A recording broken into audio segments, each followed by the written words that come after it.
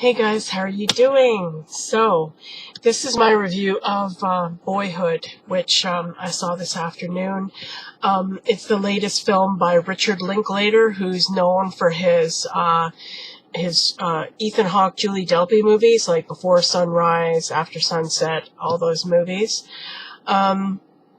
This movie has been billed as his epic masterpiece, and it was epic, very much so. This movie is 166 minutes long. It's nearly a 3-hour long movie, but really not boring at all. It's very, very good. Very, very good film. A lot of people are saying this is going to be one of the best films of the year, probably, hopefully going to be recognized at Oscar time. Usually when films come out in the summer, sometimes they get kind of lost in the shuffle or they got forgotten about. So, hopefully this film will get recognized come Oscar time, because it definitely is worthy of some note here, I think. Okay, so this movie is about the life of this family, but specifically this boy. It focuses on this boy named Mason, who's played by the same actor from age 6 to 18, from, I think, when he's in grade 1 until he leaves home for college. And the actor's name is Ellar Coltrane, and he was really, really good. Really good. I enjoyed him a lot. Stars of the film are Patricia Arquette, who's an actress I've always liked. You don't really see her that often, but whenever I see her, I usually like her. She's really, really good. I like her a lot. And Ethan Hawke, of course, is in it. Those are the two main names. Also of note, Linklater's own daughter, Lorelai, is in this movie playing his sister, whose name is Samantha in the movie. So you see her grow up as well. She's a little bit older than him. I think she might have been like 7 or 8 when the movie started. And so they grow up together, right?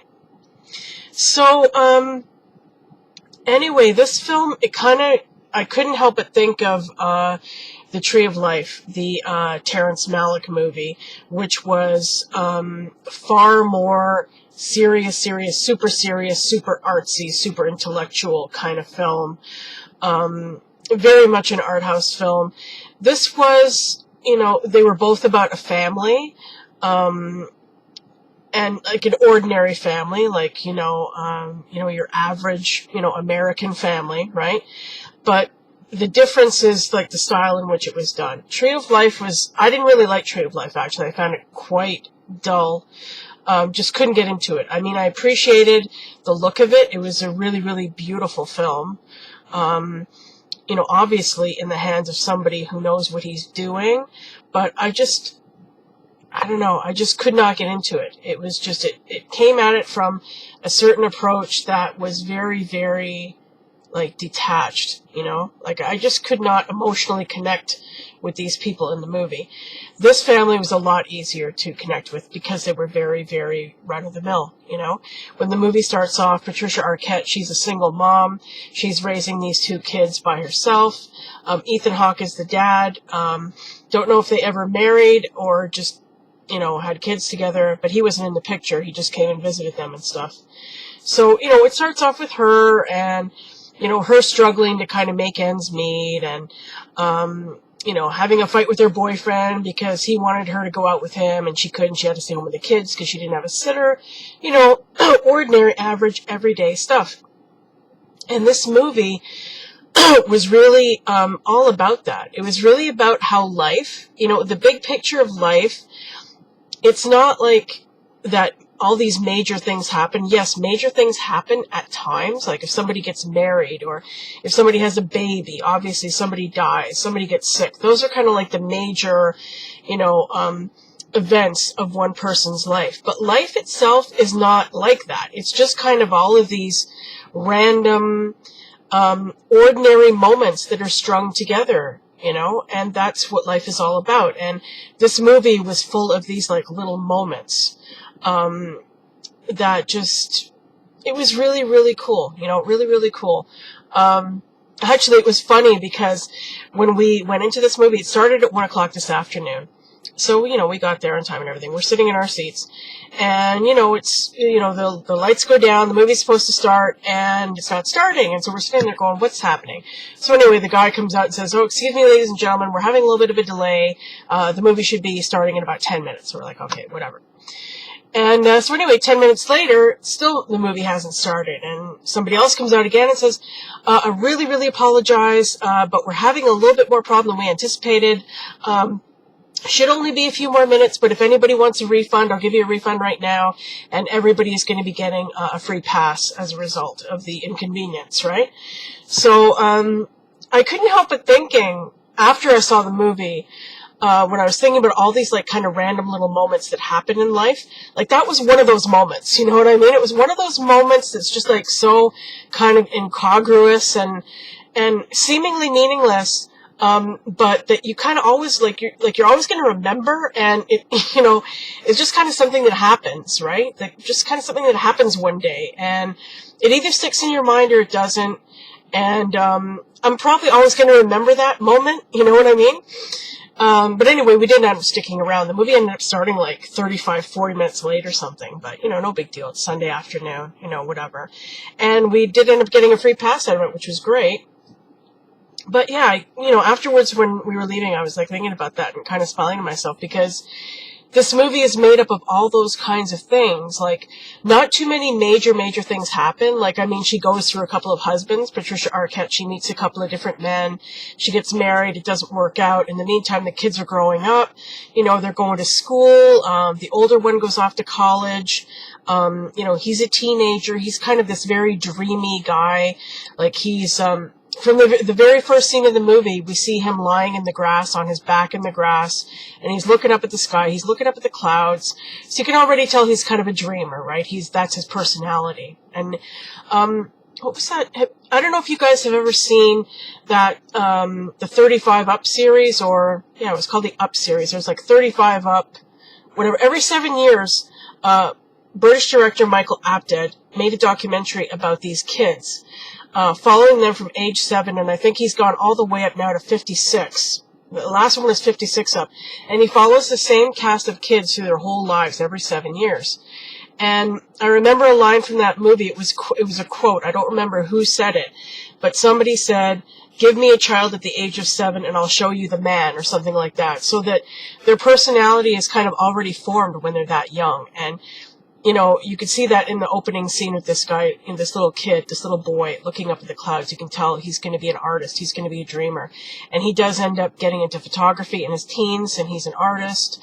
And he's very, very sensitive, and he's a thinker. He thinks about a lot of things, you know. So, yeah, I was thinking about that afterwards. But, yeah, this is a very, very special movie. And like I said, it's almost 3 hours long, but you really don't notice the time. I didn't really notice. It might have kind of dragged a little bit, but I mean, I wasn't, you know, it wasn't boring. It was just, I don't know. I guess at times I was kind of wondering where it was going, maybe waiting for something big to happen.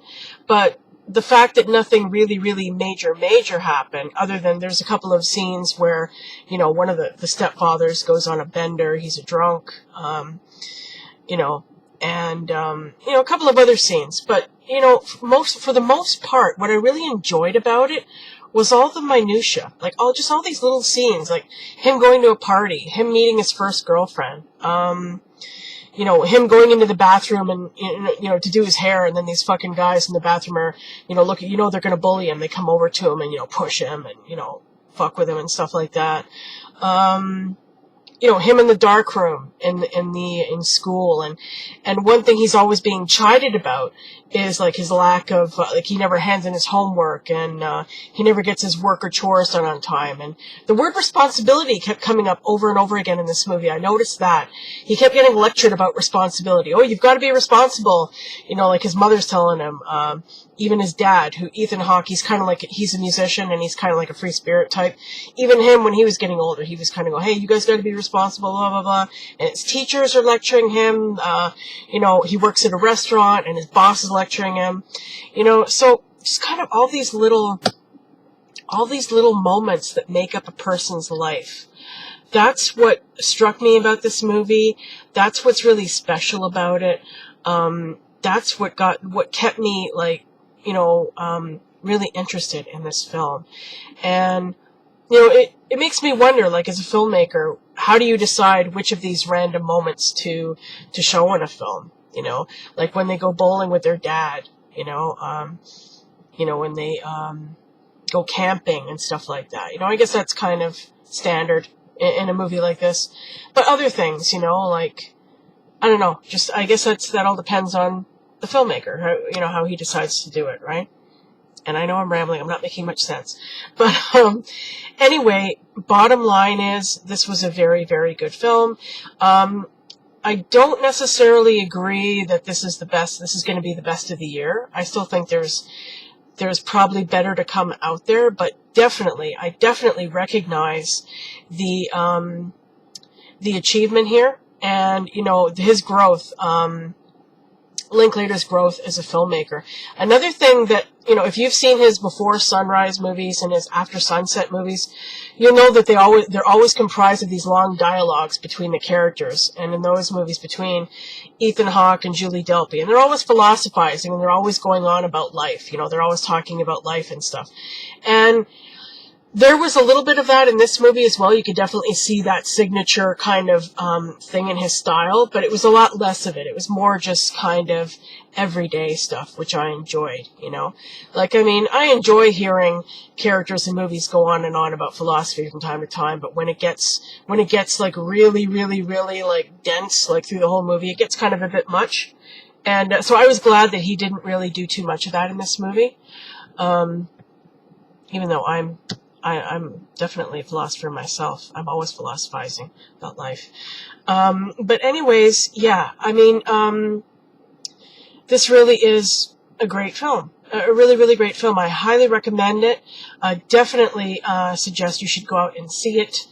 Don't be put off by the length, you know, of time. It's a 3-hour movie, but it's very, very entertaining. It's very, very interesting. I'm sure you'll find it very, very watchable. I'm sure you will not be bored watching this movie. The acting is very good. Like I said, I like Patricia Arquette a lot. Like seeing her character grow from the single mother. She goes to school, she goes to college, she becomes a psychology professor. Love that. And, yeah, you know, when her kids leave the nest, you know, she's dealing with that, right? The empty nest syndrome and everything. So, you know, her character grows as well. All the characters grow. You see all of them grow, but of course the film focuses on this boy. And again, this guy is really, really good. This Ellar Coltrane guy who plays Mason, really, really enjoyed watching him. He's a really, really gifted young actor, and I'm sure you're going to be seeing a lot more of him.